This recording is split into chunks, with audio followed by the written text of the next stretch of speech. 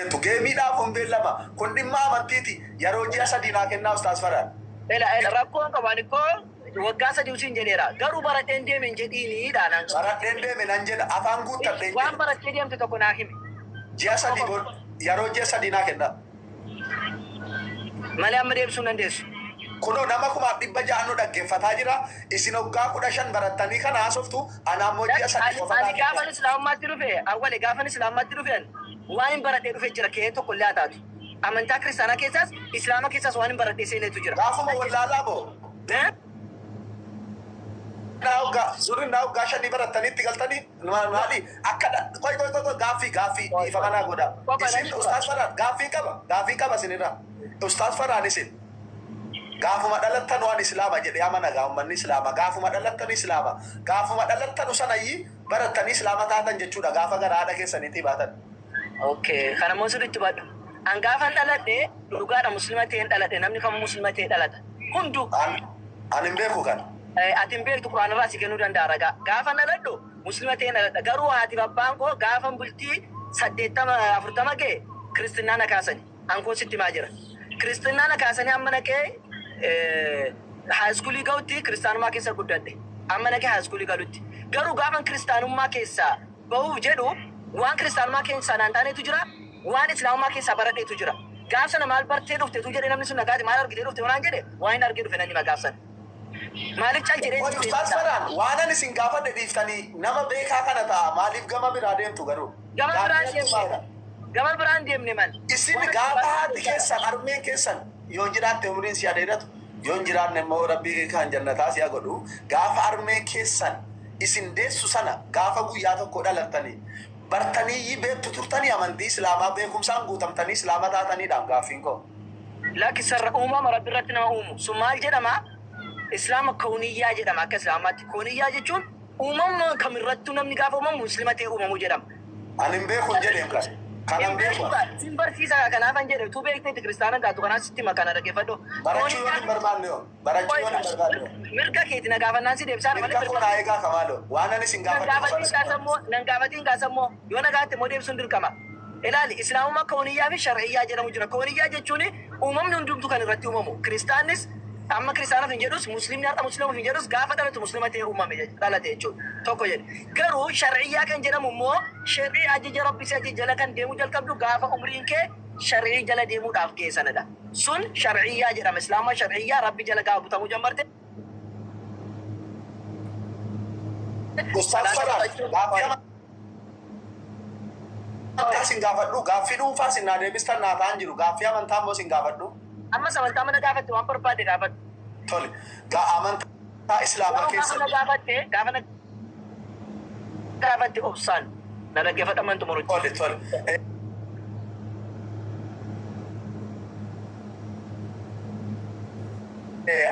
Shari'aan keessan quraanni keessan amantaa islaamaa keessatti jechuudha. Karaanuu amma jirru kana karaa kiristaanummaa dhugaan jara bira jira. Kiristaanummaatti amanaa kan jedhu jira moo hin jiru? Kibboo quraanni bara garaachi arabiffaan kiristaana wanti jedhu hin jiru. Kiristaana warri Oromoo hiikkatanii fi Amaarri jetteennaan kiristaana malee quraana keessa kiristaana jedhu hin jiru. Quraanni Yahudaaf Nasaaraa jedha.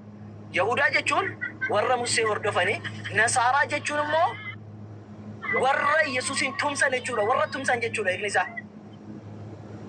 Yookaan warra biyya Nasaaraa jedhamtu Naasirii jedhamtu jechuudha. Akkuma Yesuus Naasirii jedhamee jedhamu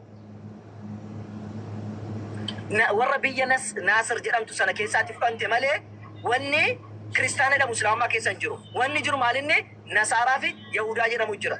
Oromoo fi Amaarri kiristaana jennaani afaan jaraa galuu kiristaana inni waamne kaafira jenna nuti jaraan. Jarramma jiran Nasaaraa miti re. Jarramma jiran Nasaaraa miti ustaas. Jarri moo Nasaaraadha. Nasaaraadha dhagaarta jarri Nasaaraadha. Hiikaan Nasaaraa maali? Nasaaraa jechuun warra Yesuusin tumsine jedhu. Hiikaa Yahudaa hoo? Yahudota jechuun moo warra karaa qajeelaa irra jiru ofiin jedhu. Jara kana keessaa miti jechuudha. Eenyutu? Amma amantumaan qabadhee jiru kana beektuu garuu simmee natti maati? Kamiyyuu amantaa maaliin qabadhee jira? Amantaa osoo hin taane namatti amantee jirtu. Inni yaada keessan hangaruu waaqa. Jechuun? Ani Yesuus Kiristoos itti amanee jira. Maarree Yesuus Kiristoos nama mitiiree maalitti amaneeraa namatti amanteertaa jedhe. Garuu amantii immoo hin qabdu. Ana jaalatu. Amantiin kiristaana jedhamu hin jiru macaafa qulqulluu keessa. Kiristaana kan jedhamu warra ortodoksii xalaatatu nu baasee jedhu.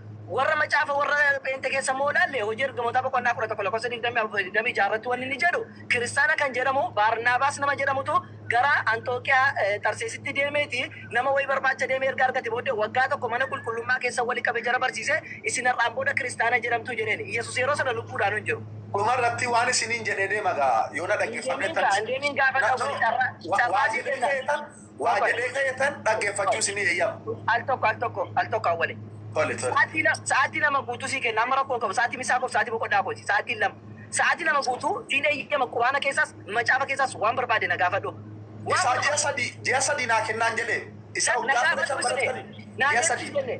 Naa deebisin jenne na gaafadhu islaamumaa keessa waan dhabde na gaafadhu kiristaanummaa keessatti illee kun akkasiin jiru waan jettu na gaafadhu. Ustaas Faraan islaamummaa seefitti namanu eega na gaafadhettani. Maal jechu seefitti namanu jechuun? Hoole. Ustaas Faraan islaamummaan amantaa kiristaanaa yookiin amantaa biraa dhugaan hin jaallatina fakkeessaa malee istiil yeroo karaa deemtu iyyuu karaa ittiin bal'isiniin jedhu itti dhiphisin jedhu. Hayyee eenyutti jedhame bakka sana baasin agarsiisi. Isa kana ammoo ji'a sadii naa kennaa waan an dhagaa guddaa dhaggaa jira. Hin jedhu suni warra lola Nabi Muhammad sallallahu alaihi wasallam loluudhaa fi warra Makkaa keessa seenanidha.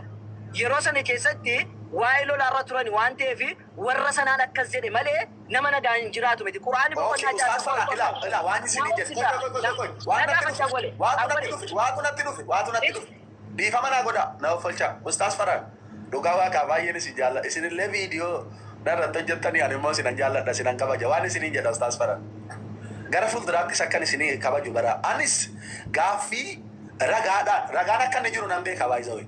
Ragaa banee akka keessanitti eegan viidiyoo agarsiisaa isinii gaafachuu isinii deebisuu hin dandeenye.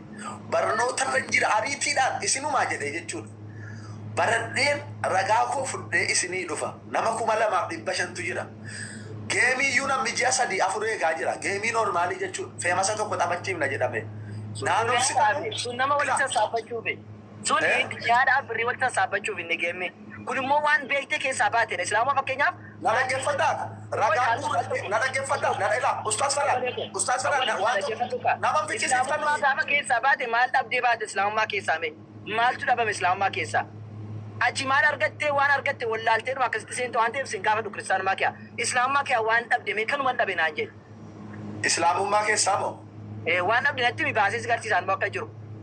Fakkeenyaaf islaamummaan akka dhuunfaa kootitti yoon haasa'ee dhaxanii siyaasatti nan galchina. Siyaasa miti waanuma dhuunfaa islaamummaa keessaa dhabdee mirga keeti. Waan tokko amma umurii koo islaamummaa keessa jiraadhe keessatti an guyyaa tokko boqonnaa sammuu waan jedhamu eegan Yesuus Kiristoositti amane isan argadhe. Sababa maali? Na dhaggeeffadhaa. Islaamummaa keessatti Ustaas Faraan. Ustaas Faraan. Sababa maalii dhabde? Nan fixa. Sababa maalii dhabde? Nan fixa miti. Sababa maalii dhabde nagaa? Isa ummata islaamaa ta'uu wal gaafata kana maa gaafata? Asiin si gaafata sababa ati. An sababa isaan beeku nagaa dhabuu koo qofan beeku. Sababa ergan beekneeti. Nagaa dhabuu koo yoo mamma Ustaas Faraan. Nagaa dhabuu koo yoo mamma beektu. Guyyaana nagaa dhabne. Ustaas. Asamman beektu miti almoon sitti dhima eeggaatiin beekne. Silaan beeku itti tabe.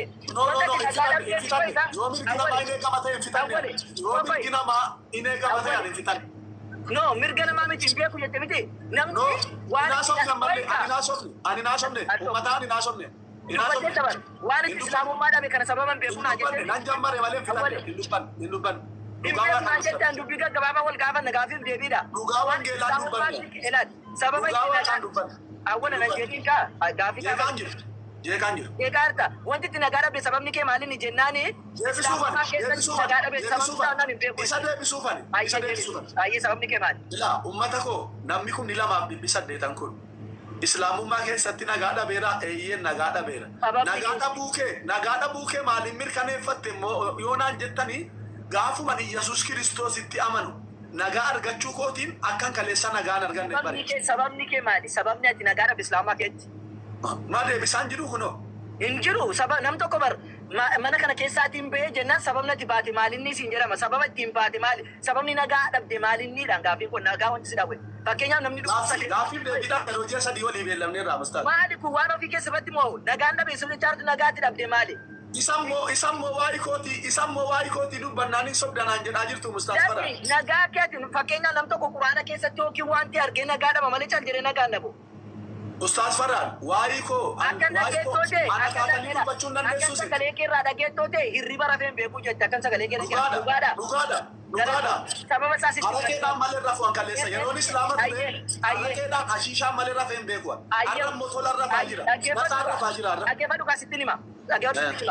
Sababa quraana keessaa hirriba si dhawwee ragaan qabdaa hin qabdu yoo ta'e garuu sitti nima maal akka ta'e. Waa'ee ragaa ji'a sadii booda malee ittiin qabda. Anatu sitti maati hin gaafanne anatu sitti maati garuu sababa itti dhabde qabdaa. Sababaa keessaa wanti ji'a sadanadhaa malee dhaggeeffadhu. Ji'a sadanadhaa malee dhaggeeffadhu. Jiraa siin jedhe. Ji'a sadanadhaa malee dhaggeeffadhu. Ani moosichi sababni ati amma hirriba argatte maaliin beektaa?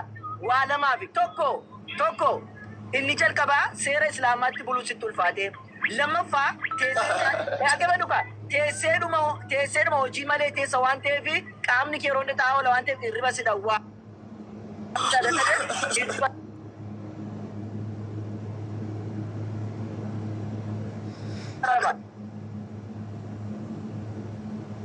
Mayyuu seetaan si cinqaa ture waan ta'eef seetaan gaafa dabalamtee gaafa si fudhattee jette. Nagaa argatta. Ustaasfara waan nama har'a amantaa keessatti argadhe amantaan islaamaa maaliif naa kennuu dadhabe? Amantaan islaamaa yoo si kennuu dadhabe situtti fayyadamuu dadhabe. Dadhabeera. Nam tokko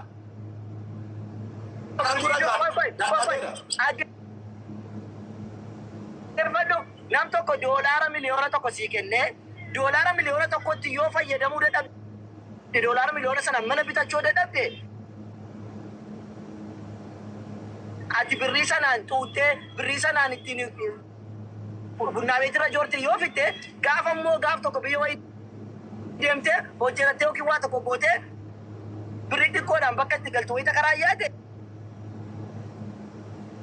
sila achi gaafa jirtu birriin sun si fayyaduu didee osoo hin taane situtti fayyadamu.